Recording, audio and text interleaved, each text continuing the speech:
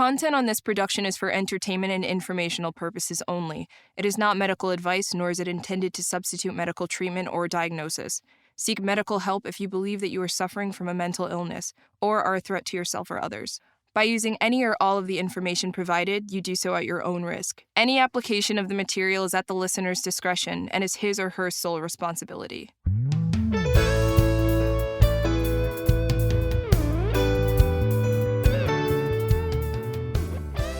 Hey everybody, Doc Brian here, and welcome to Doc Talks, where we talk about our troubles, trials, tribulations, but hopefully our triumphs and how we have gotten to where we are today. With me on this podcast, I have Shayne Smith. And Shayne, it's such a pleasure to have you here with us today. Very excited to be here. Well, we're glad to have you. As I told you, I've seen a lot of your work. Low-key fangirl here, so we'll try to make it as safe as possible. I'm sure that you have people just flocking you all around. And you couldn't pick you out of a crowd. You're so just average, everyday Joe American. Yeah, I really blend in. I do have to ask you one question though. Oh, please. How much Mountain Dew do you actually have to drink in order to be seen as the Mountain Dew guy, not the neck tattoo guy? You know what? No one's ever asked me the actual amount. I'm very impressed that you asked, and I'm excited to say an amount that has made my friends and family very concerned. So at the time, that joke is very real, and I was drinking about 6 double gulps a day. Wow. Yeah. Well, we can get into how your body processed all that caffeine later. But, man, it's good to have you here with us. And so kind of the premise of Doc Talks here is that we have, especially here in New York City, a lot of aspiring comedians, actors, writers, that maybe they've hit a bump in their life and they feel like their career's over. Or maybe they're not getting the part, or they're just feeling not good enough. And it leads to depression. And we know comedians, if I can talk now, comedians in general are suffering from depression. And that's why they are good at their art, because they're projecting happiness to other people in hopes that it kind of rubs off on them in a way. So tell me a little bit about your childhood. Where were you born? Where were you raised? All that kind of good stuff. I was born in Springfield, Oregon. I was raised partially in California and then mostly in Utah, in this tiny town in the middle of nowhere, Utah. Childhood was rocky. I would describe not great. Okay, so when you say rocky, and in Utah, because it's kind of, there's nothing in Utah that I know of. Yeah. How would you, single parent home, mom, dad there? Oh, man. My mom divorced my dad. Or my parents got divorced. I actually don't know how mutual it was, but my parents got divorced when I was very young, maybe 2 years old or less. And then my mom, when I was like 6 years old, married another man. And he was, whatever. And then he had 2 sons, which then became my brothers. And one of them was my age and the other one was barely older. And so I grew up mostly with him as my father. But he was very uninterested in being my father, which is like, now that I'm older, I'm like, I guess that's, but he had a very well-to-do family. We had grandparents and stuff. They didn't like me. So I got to experience weird things like my mom had a son with him. So I had a half-brother, him as the father, and then 2 stepbrothers. And my grandparents on that side would take those 3 to do things and exclude me purposefully, or have Christmas and then I would have no presents and be discluded and everyone else would have stuff. Or Thanksgiving, there would be no spot for me.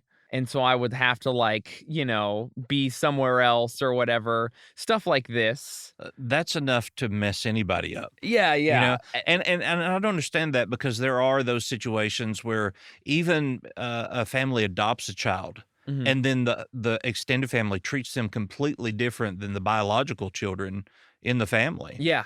Do you have any idea of why you were excluded? I think they disliked my mother. And so me by proxy. But I don't know. I've heard from people that I was kind of a weird kid, so who knows? Maybe I was also just like a weirdo, and so they were like, "We're just gonna not even deal with this."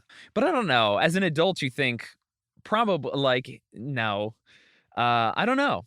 So I've not given it a lot of thought, I'll be honest. And then that was just like the beginning. Those are like the light troubles. Then I think many things happened and my family was in debt and we weren't doing well. And then we moved to Utah. And then that's when like it completely broke down. Both my stepfather, who I never had a relationship with at all over the course of like, 10 years or whatever, and my mother kind of succumbed to their alcoholism and things. And then I was basically raising myself at this point, and so were my brothers. So I was like, doing things like going to friends' houses in order to eat.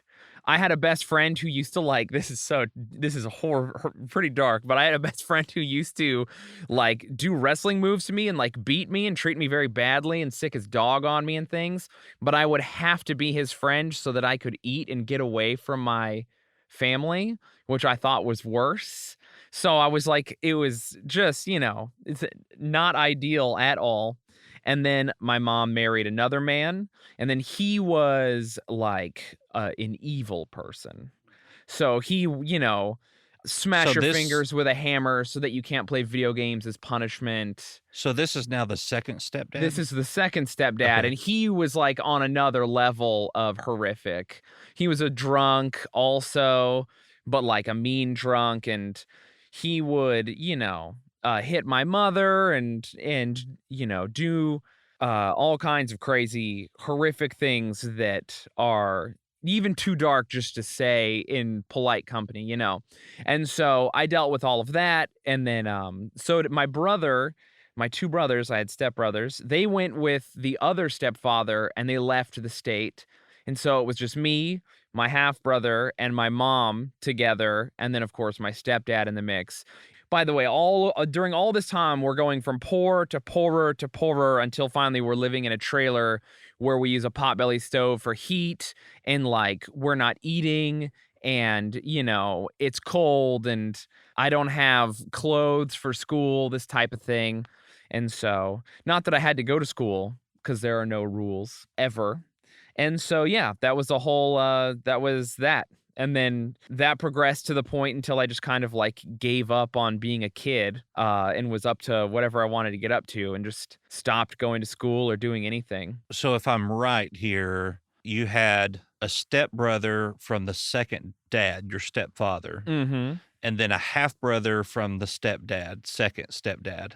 So, first stepdad, the one who was just just neglectful, literally just I didn't exist to him. He had two children that he brought into the marriage, and they were my stepbrothers. Love those guys.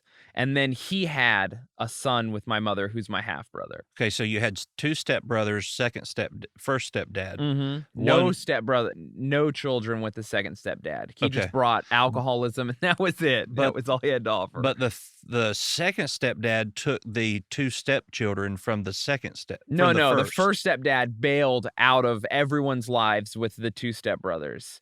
And me and my half brother could have left with him, but chose to stay with me and my mom.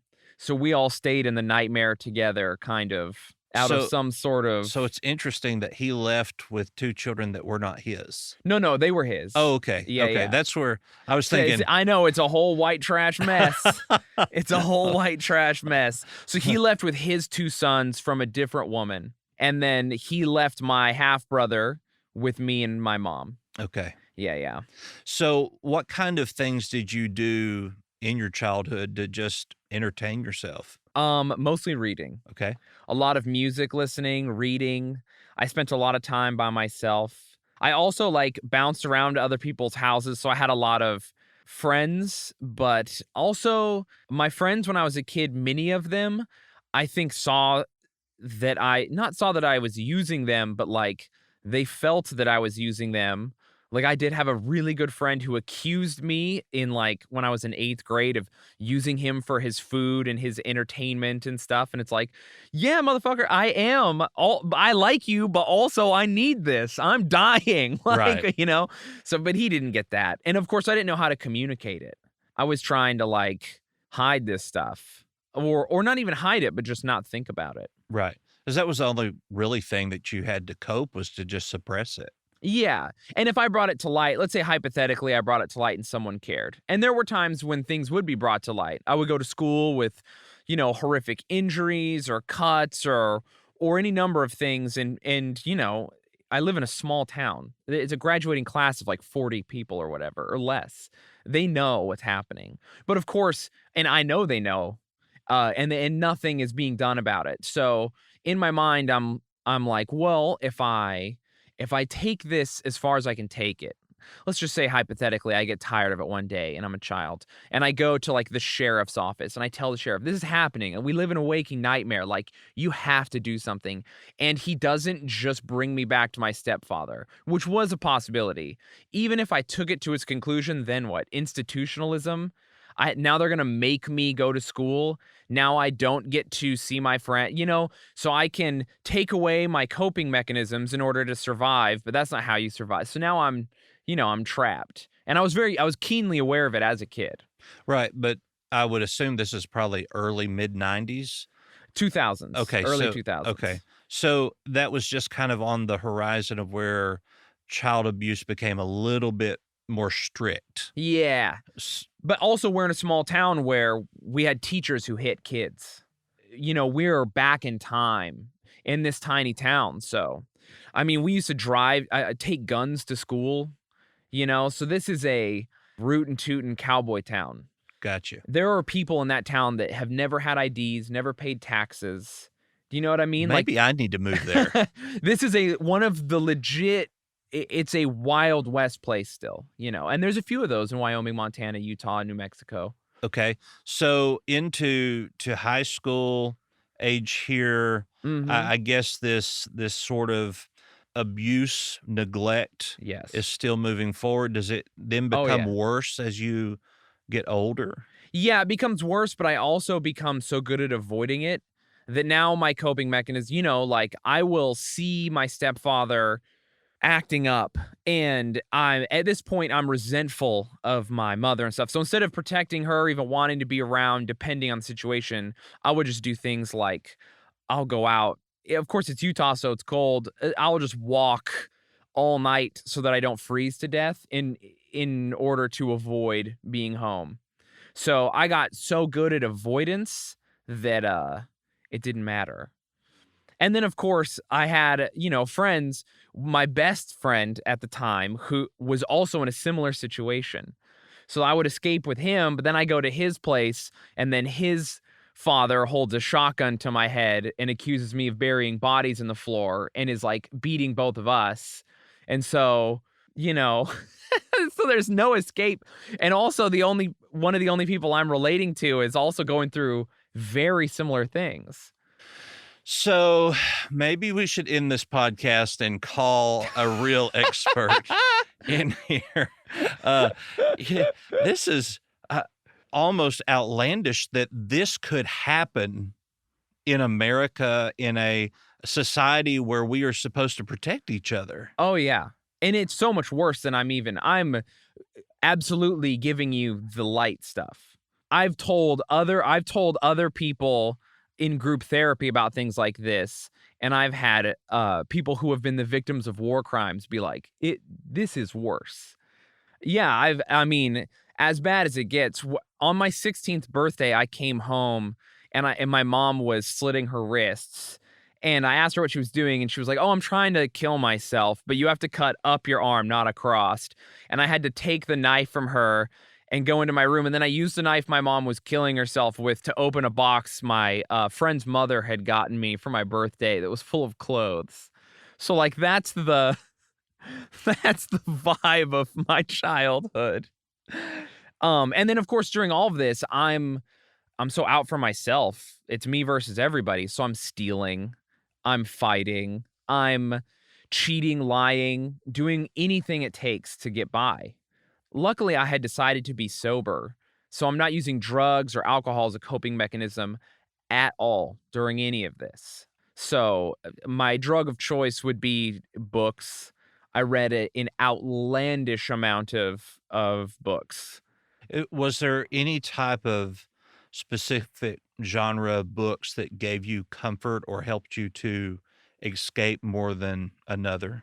Oh, fantasy for sure. Like Lord of the Rings, things of this nature, heroic epics. I was always a big fan of the pseudo realistic, not necessarily a power fantasy, but just like, against all the odds, that kind of stuff. Did you find comfort in those kind of things, even knowing that it was unrealistic, that something like this could happen to you that turned everything around? Yeah, I never had any fantasies of escaping. I couldn't. I had already accepted that I wasn't gonna leave my brother or my mother. I eventually did try to escape, but only because I was like, when I turned right before I turned 17, I was like, I'm a man now, it's time to go. Which seems early to most people, but for me, that was like late. I was like, I've waited too long. So I never from the ages of like when I was reading heavily and escaping, I think the escapism really started around 11 all the way to 17. And during those 6 years, it was just sort of day to day survival. So now moving into you leaving at 17, Yes. where did you go? I joined the army Okay. and they treated me very badly. Of course. And I was injured. And I'm gonna gloss over a lot of this because I don't generally love talking about it, just because I don't want to be a person who lauds any kind of military service as a part of my personality. And also, I wasn't in for very long. So I served for a little over a year. I made it through all my trainings, but I was 17, so I wasn't allowed to leave the base. And I also didn't really form a lot of relationships with the other soldiers as they were all older. This is 2004, 2005. So we're all going to avenge 9/11. I joined the infantry. I was trying to be a ranger. Was like gung ho. Like I read Starship Troopers and was like, I'm going to do it. I'm going to earn my citizenship. And like, anyway, the propaganda worked on me. So very silly. I got hurt. I got very hurt. I had no one to turn to. I have no one at home I can call to motivate me. Like, no, you should stay. Try to figure this out. A military doctor was like, you can leave and you should leave. I think he kind of just saw me as this goofy 17-year-old kid. I remember him very clearly. Anyway, I was like, I guess, should I? And he was like, you should go. You shouldn't be here, kid. And he kind of signed my papers. And then I was in this thing, this like holdover for a while. And then I was released from the military. And because I was released before I was 17, I didn't get any VA benefits or anything. So no health care, no bill to go to school. And they did that on purpose.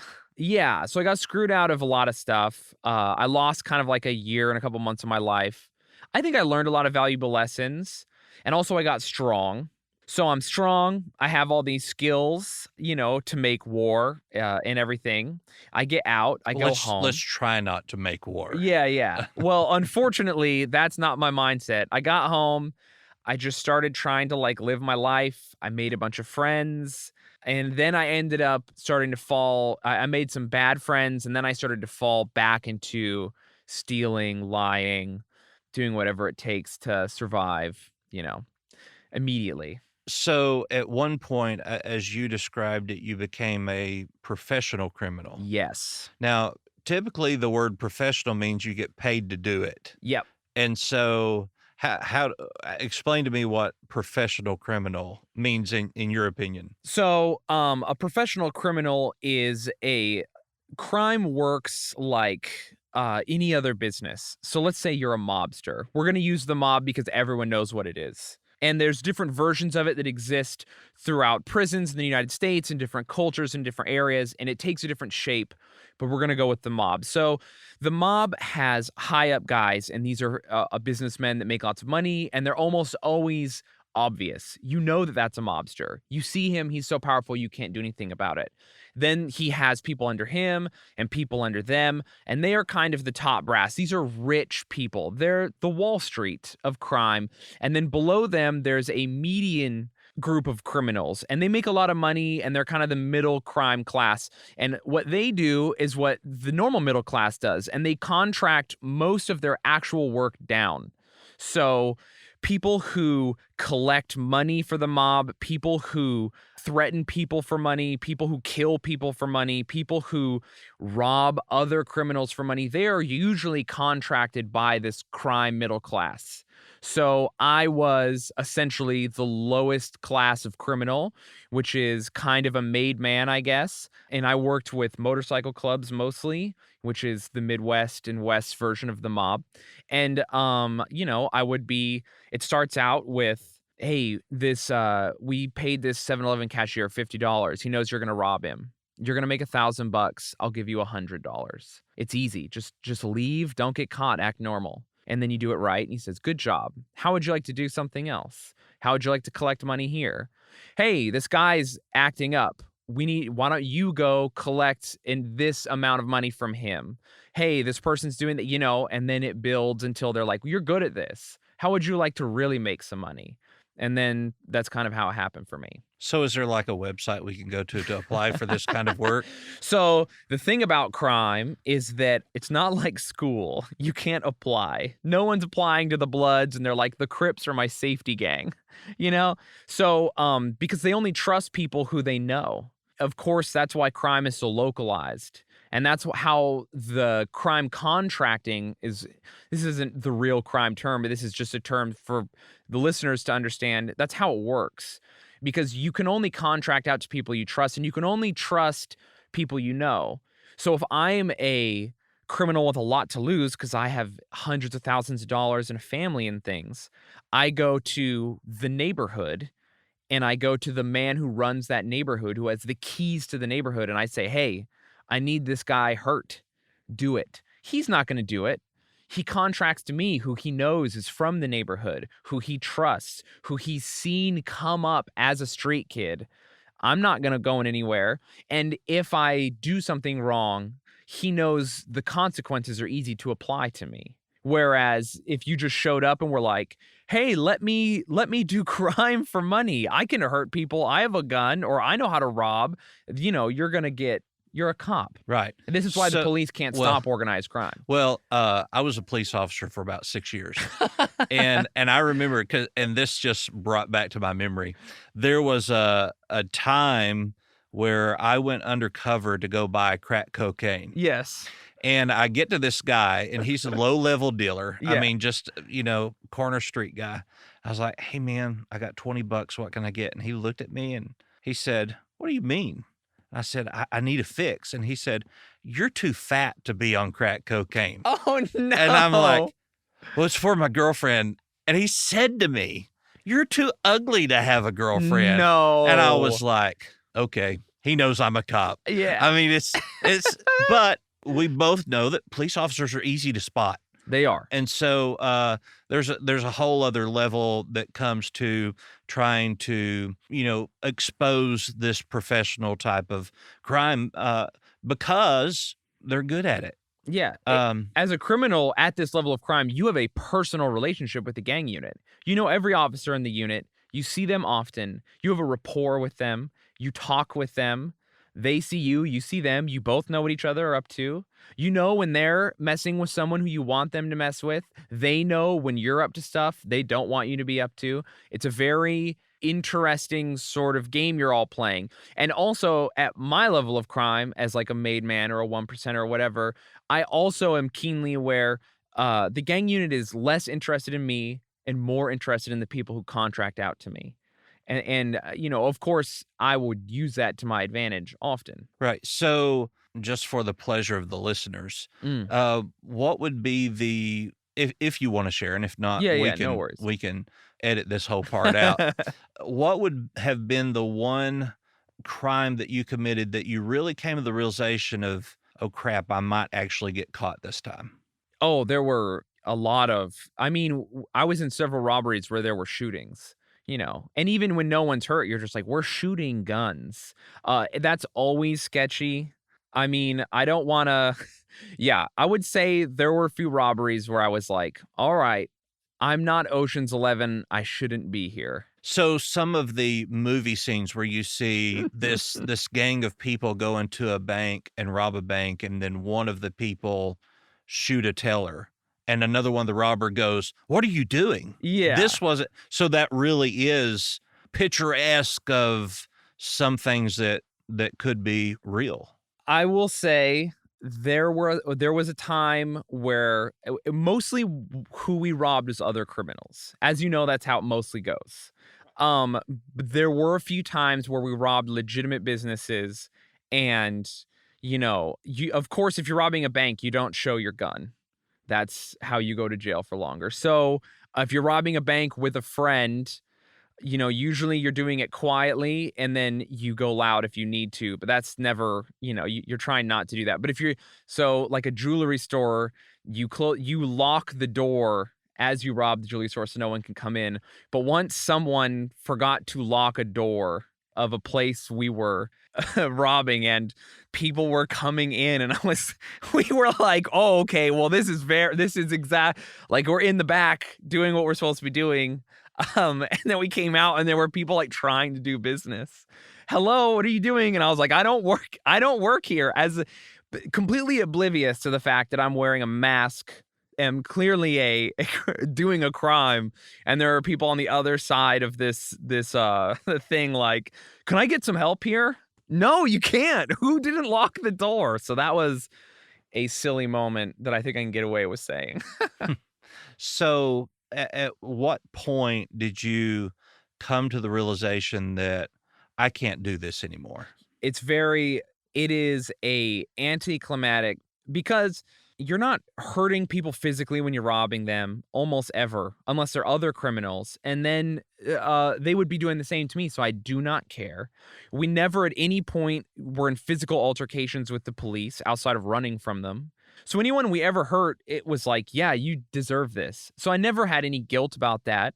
Of course, I can't understate how much, psychological trauma, even me personally, I've inflicted on accident over the course of that part of my life. And that's something that I think about sometimes, and is so unfortunate, but I had no regrets.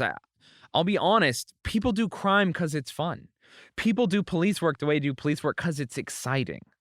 I would be remiss to pretend like it doesn't feel good to have friends who will go to bat for you. As a police officer, you're keenly aware. To go out with someone who has your back feels like nothing you can describe to other people. It's a love that is on par with the love a man has for his wife or his husband.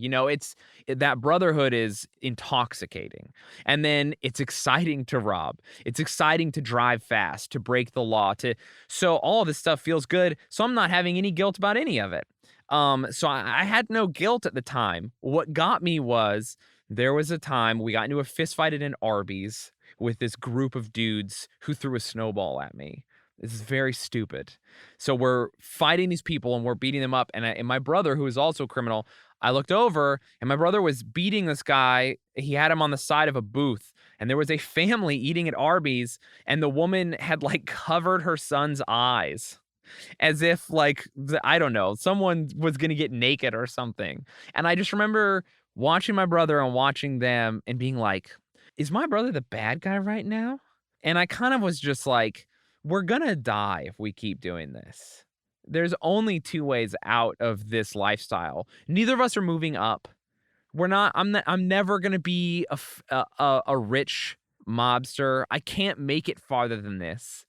And I'm good at it, but what is this? It's exciting, but it's not fulfilling. I'm doing nothing. My brother's in danger. I'm in danger. And it all of a sudden the clarity just washed over me. And my brother at the same time. Both of us were like, we got to move. We got to leave. I'm sure you're somewhat aware of how involved the task of leaving is.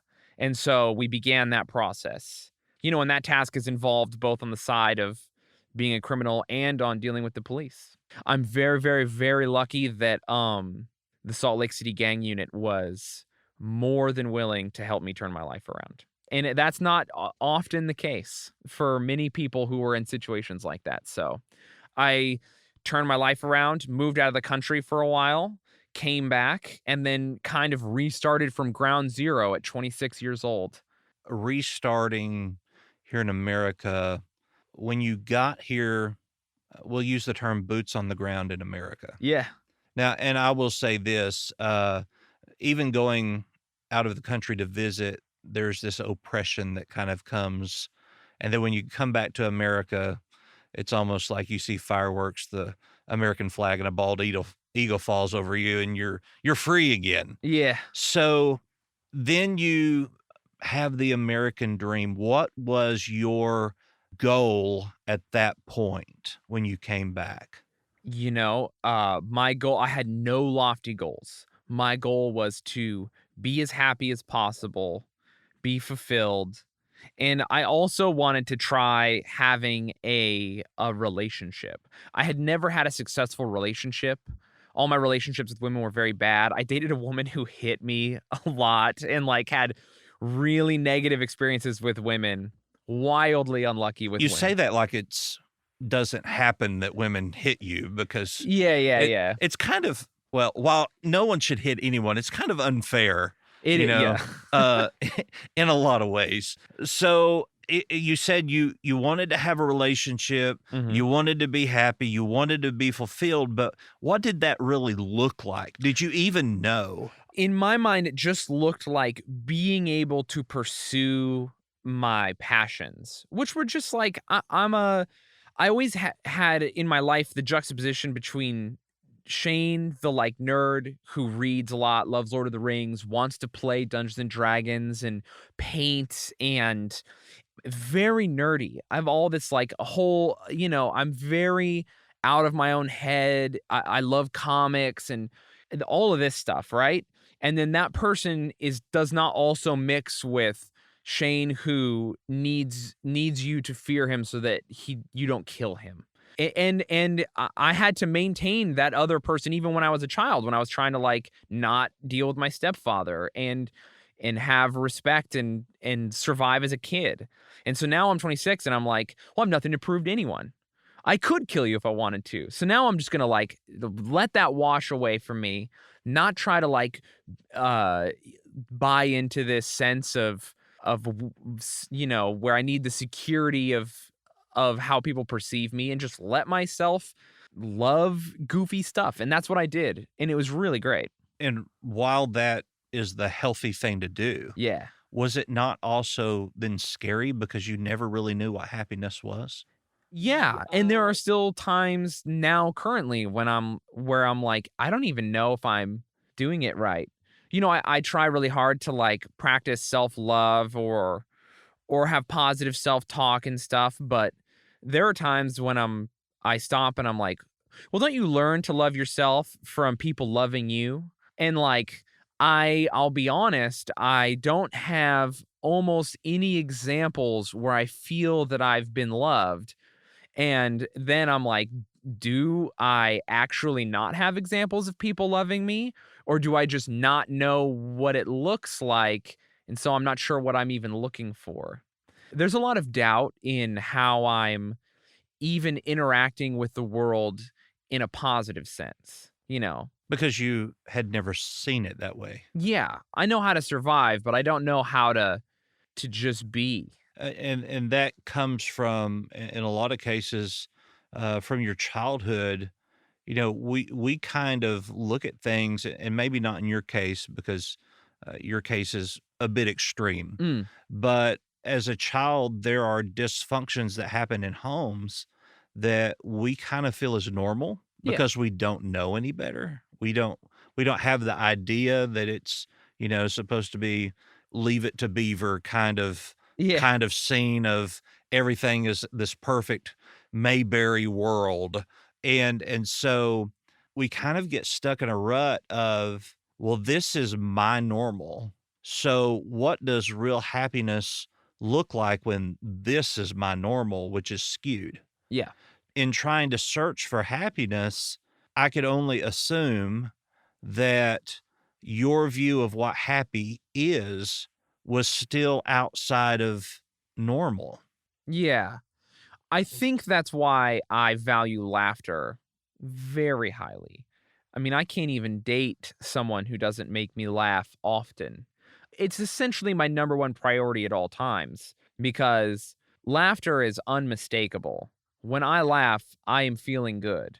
So it is a very tangible way to.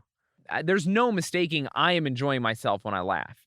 But I know that enjoyment doesn't come from that type 1 fun. Type 1 being is laughter, I'm laughing, this is great. Type 2 fun, maybe something's fulfilling and maybe kind of difficult, but you think you feel good. And then type 3 fun is like, getting your doctorate. It's not fun, but it's so rewarding that you might characterize it as fun. Well, I think, in my personal experience going into a doctoral program, I was surprised I even got admitted into there. And then by the time I graduated with that $150,000 piece of paper, I thought, man, they would give anybody one of these, So there was this sense of fulfillment, but at the same time, this thought of, did I really do something spectacular? So have you ever felt that way when you maybe not even necessarily a goal, but something great happened in your life and you thought, well, I didn't even really earn this? Oh, yeah, all the time. So just give me an example of one of those times that has happened. I mean, just in general, like when I did my first special and it got really popular. I hate that special. I don't think it's good. And people love it. And I was just like, I guess. And of course, I'm so thankful to take advantage of all the opportunities and make money for the first time in my life and all these other things. I'm just like, yeah, what's going on here? In the search of happiness and fulfillment and a relationship, did you then get into a relationship that was semi-functional? No.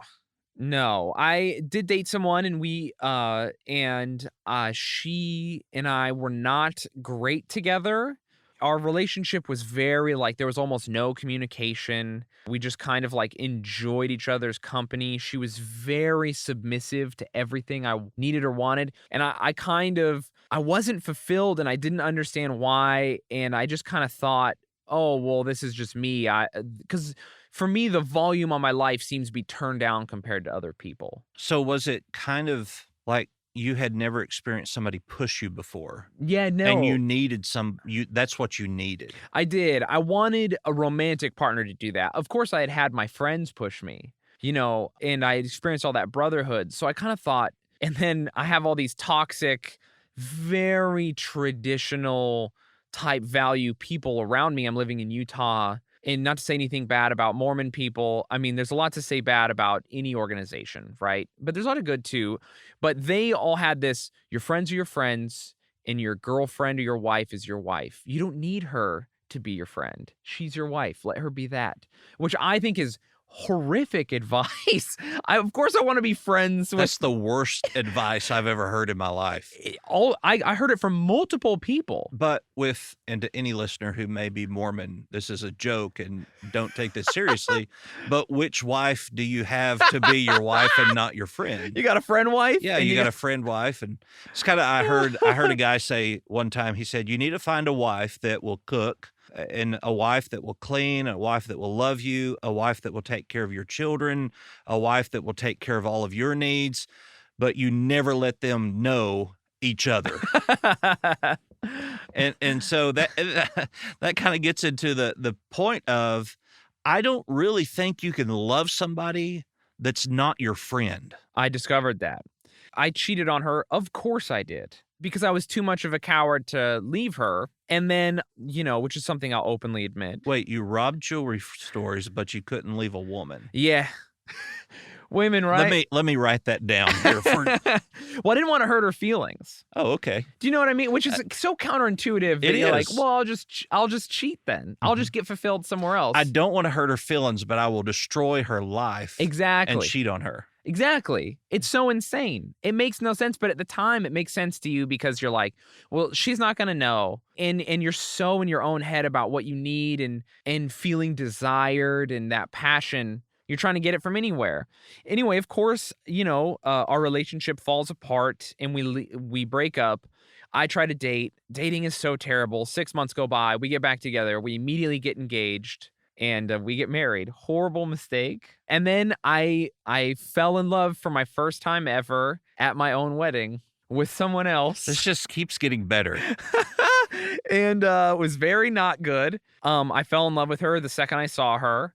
Was she one of the bridesmaids? No. Okay. Well, my friend brought her as his date. oh my goodness. Of course, I'm a very, I was like, I'm not going to hurt my wife. I messed up once. You married her. Suck it up and be with her. This is what you've done. Lie in your bed. You made it.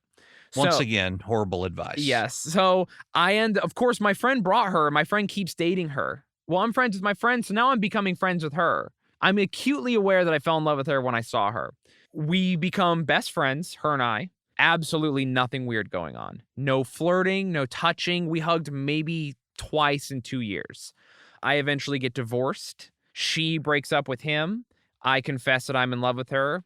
We start a romance. My career takes off. She becomes jealous of my career. Other things happen.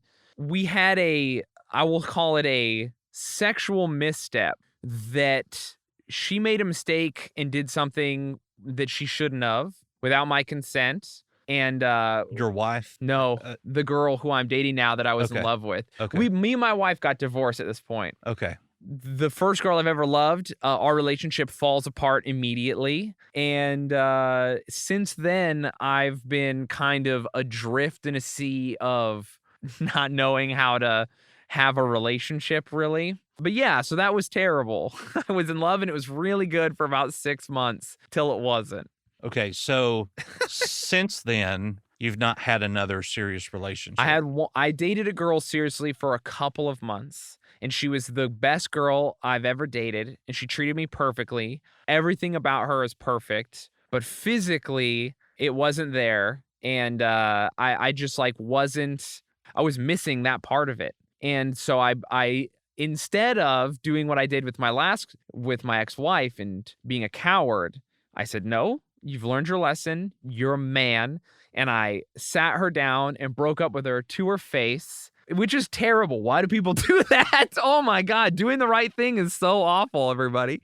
It was so terrible. Women say they want you to do it, but I don't know. They might not all the time. Maybe a letter sometimes. Oh, wow. It was so bad. It was one of the hardest things I've ever done in my life. And that was before quarantine. So that was February, March. Yeah. Like First 7 months ago. Okay. And no quarantine love within the last since March. I kind of met a girl and we let's say you maybe met a girl, because we don't want you to get any legal trouble here yeah. of not supposed to be, around anybody. Right. I maybe met a girl and we sort of, it was really passionate and everything, but then she moved away.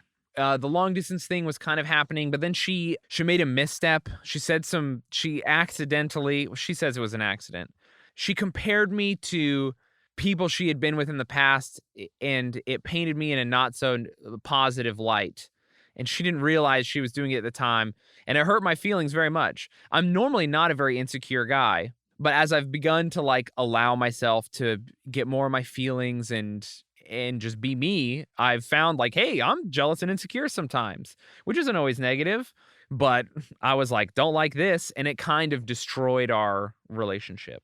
So we'll back up a little bit here Put it in reverse. outside of relationships and get more towards your career. Yeah. How did that take off or get started? As I was getting back with my ex-wife when we broke up, it was kind of a whole I'm going to change my life. I'm kind of adrift. I'm doing nothing. I have no fulfillment. I want more from life. And I almost was like, what do I do here? Do I dedicate my life to a purpose? Do I become Batman? I want more. I want excitement. I need anything. I was almost do I just go back to crime? I want to feel like I'm a part of something.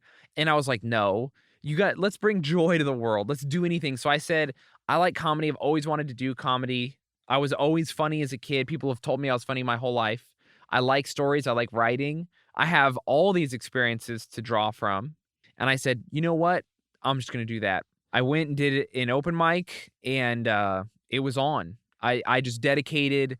I'm very good at making a plan, being focused, and just kind of like throwing my whole body at the task. So I did that, changed my job, did everything I could to set my hours so I could do the most comedy possible.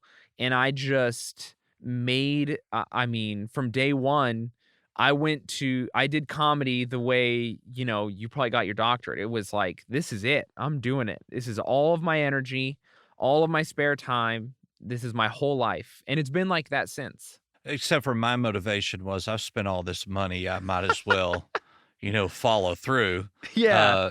Because I'll be paying the rest of my life for this piece of paper. So what was within your career here as a comedian, what was your highest point? My highest point. It's hard. I don't know that I even have a pinpoint. There's been a lot of moments where I've stopped and been like, this is a big deal. Often I'm so in the moment and I'm so all business that in the bigger moments, it feels like I'm so in the task that the moment doesn't feel big.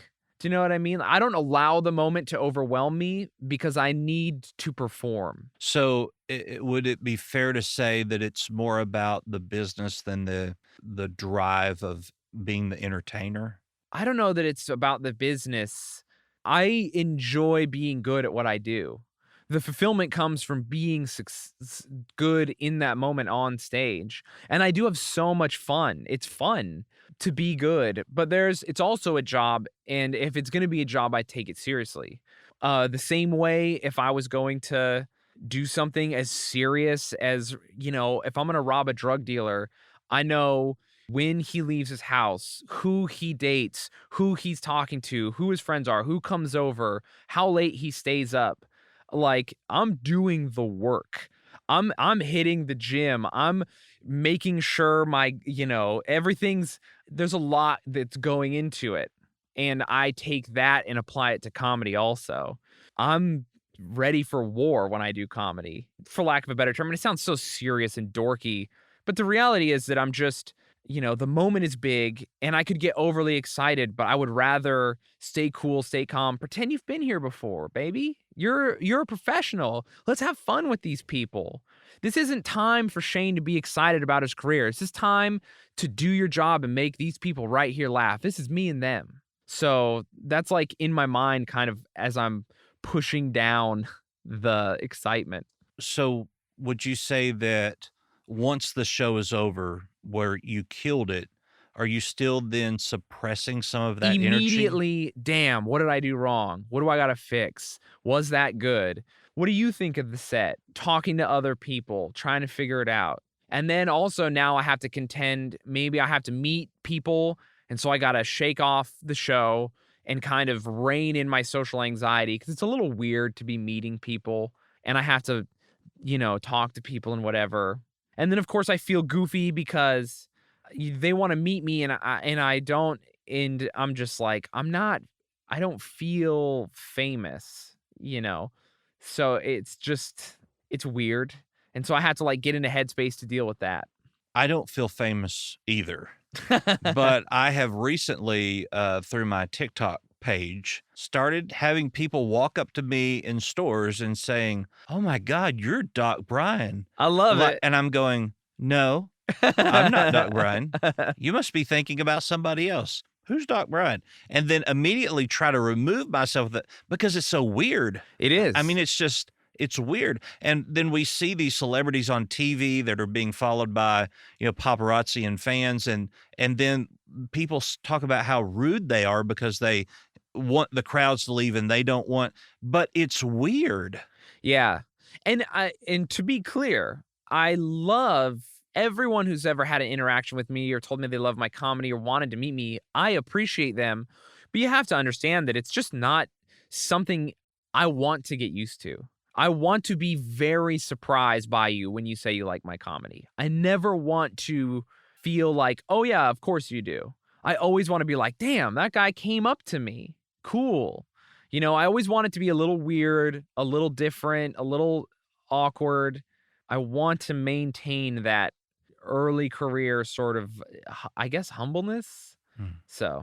So, to have a overweight, bald, Southern Arkansan clinical psychologist say to you, "I really love what you do," is more of a compliment than anybody else could give you. love it. Love Yeah. it. So I just be clear on that to our listeners. Genuinely love it. Yeah.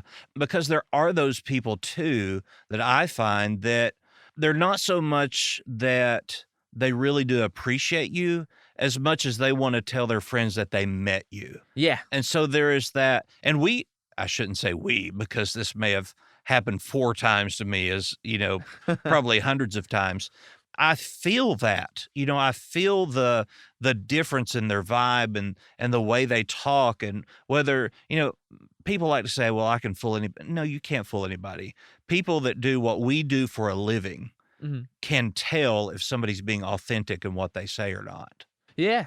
And so I think that it's very important for us to keep in mind that it's almost better to not give a compliment if you're not completely devoted to what you're saying. Yeah, I agree. And I think that I have a pretty good sense about how people are feeling, too. I think that's a part of my job. Obviously, I have to be able to manipulate you in some way or another in order to elicit the response I want from you. That's my whole gig, technically. When you break it down, it's weird. But so when people come up to me and they, I can almost sense what they want or don't want. Also, sometimes people accidentally just say, my friends don't think you're funny, but I love you. Or like, I'm not trying to be weird. I'm not like one of those people, but my friends love you, but I can tell, they're, it's always weird. Just say what you mean. Right. There is nothing going to change the way you react to them based upon what they're telling you, whether it's the truth or not. Yeah. And so I think maybe that comes within their own insecurities about, well, I don't want him to think that I'm some weirdo. Totally. Although when I first saw one of your sets that you did back, several years ago, just looking at you, I predisposed judgment about this is some, hard guy that how in the world is he going to make anybody laugh? And then about, 10 minutes into the set, I was like, this guy's just a big dork. Yeah. This is what this really is. So have you ever come to a challenge in your career of where people assume that you're something that you're not, and that has affected you negatively? Yes. I mean, that has been that's been a lot of my life. The world is, especially early, like when I was doing crime, there's times where you're not always a criminal. Often you're a regular guy and then you're being treated badly. And it's like, at the time you don't think it, but you're secretly being like, oh, well, I'm different from you. Fuck you. Right. And you're just pushing me away. In comedy, I've had quite a few. In romantic relationships, I've had girls be like, I like you, but I could never take you home or whatever. And I would say to that, then you don't like me. Exactly. That's exactly what I also have said. Then you don't like me that much, clearly. I've also been negatively perceived in a not necessarily a negative way, where I've had, of course, people be like, I don't want him around because I'm scared of him, or you're a very scary person, right? I know. I think I'm such a goofball, but if you don't know me, then you don't know. I've overheard someone saying they don't want to leave me alone with the girls on the show or whatever. What do you think I'm like? I don't know what you think I'm gonna do, and so that stuff is hurtful. Another thing that people don't think about is when people are very into the way I look in a negative way. Girls who want to slum it with me. I don't actually like you. I just like the idea of you, and that's something that I've encountered quite a bit throughout my life. They want the bad boy syndrome. Exactly. And they want to be with you, but not with you. Exactly. That can feel very bad until you catch on to what's going on. Now I'm kind of more aware of when it's happening. But early in my life, of course, it only ever happens to people who are out of your league. What? This well-to-do, educated woman likes me. She thinks I'm funny. Like she has a nice car. She goes to school. What does she want to do with 24-year-old? This is weird. I'm so excited. Oh, it turns out that she doesn't actually like me. She just liked that it was an adventure for a little bit or whatever. And I still get that to this day. People who just like the idea of it. And that must at some point leave you feeling really empty. Yes. I would say that the negative feeling I feel the most, besides a sort of self-loathing, which I don't know, I think a lot of people feel, or annoyance at myself. I don't like the sound of my own voice. I hate if someone puts on one of my performances, it physically is painful. I don't know if you listened back to your own broadcast, but it's tough. Well, it's so tough. Well, let me tell you a little secret, and we try not to expose this for specific reasons, but I actually pastor a church. Yeah. So every Sunday morning I'm giving a sermon, and then I go home just to make sure the Facebook Live did right. And I'm like, I sound terrible, like terrible, And then I even hear my own accent and I'm going, why do I talk this way? Yeah, you know what? I would listen to your sermons. I will say, and I was saying this on a stream last night to a large group of people, best accent. I love the Southern accent. I did a snippet on TikTok, which was very controversial. And essentially the premise of it was that successful women have a very hard time finding a partner of similar status that are not already married or attached, because men often marry down because of masculinity issues. I mean, we're taught we have to be the supreme. Yeah, absolutely. So I can't believe that's controversial. Do you know how many people out of the 1.7 million views, what their one concern about that whole post was? No. That I said similar instead of similar.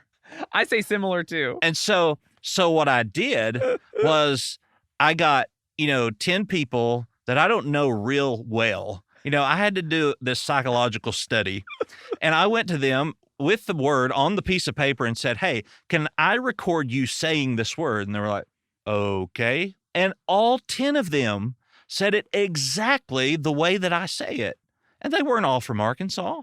Yeah, you're fine. And so the problem is, and I'm sure you deal with this in comedy, when people are offended, it's not always about the content, but about finding that one thing that they think is going to just be the straw that broke the camel's back to break you down. Yeah, absolutely. And most of them, as I on another podcast talked with Dave Landau, I said, those are mostly the 40-year-old men that are living in their mother's basements, who have a certain level of anonymity that, hey, nobody's ever going to find out who I am. Anonymity plus an audience equals human filth. I completely agree with you. Yeah, it's the anonymity plus the audience, and it's wild. It is wild. All right. Well, thank you for listening to Doc Talks today. I am Doc Brian. And as we go into this diagnosis part, you can find that episode on Patreon, where we talk about the diagnosis and what I actually think is going on with our guest, and discuss that diagnosis and potential treatment of how we would bring all of this together to help Shayne cope with his, I'm not going to say mental illness. No, absolutely. I'm mentally ill. We can say it. So, I'm so excited. So Shayne, I appreciate you sharing your story with us, for being vulnerable. I know that it's not always easy to do, especially in a setting where it's not comedic. Yeah. It's very raw. Shayne will join us on the second part of this podcast to discuss their diagnosis. Of course, you can find me at thedocbrian.com, on TikTok at doc_Brian, Instagram, thedocbrian. There's a link at the bottom of my website of all of my social media. Feel free to follow us there. We look forward to having you with us next time. Shayne, where can we find you? I am at Instagram and I almost said Tinder. I'm not on Tinder. Why would I ever? I'm on Twitch Instagram and Twitter at Shaydozer, SHAYDOZER. All right. And so check him out, but make sure also to check out the second part of this episode's Doc Talk DX, the diagnosis on Patreon, and blah, blah. Maybe they'll edit that part out. Or maybe they'll show, maybe they'll show that I am a real human being here. I did it again. Doc Talks. That's the show we're on, right? Doc Talks. Doc Talks is a part of the Beef Rank Network. And again, thank you for listening, and we hope you'll join us for the second part. Goodbye.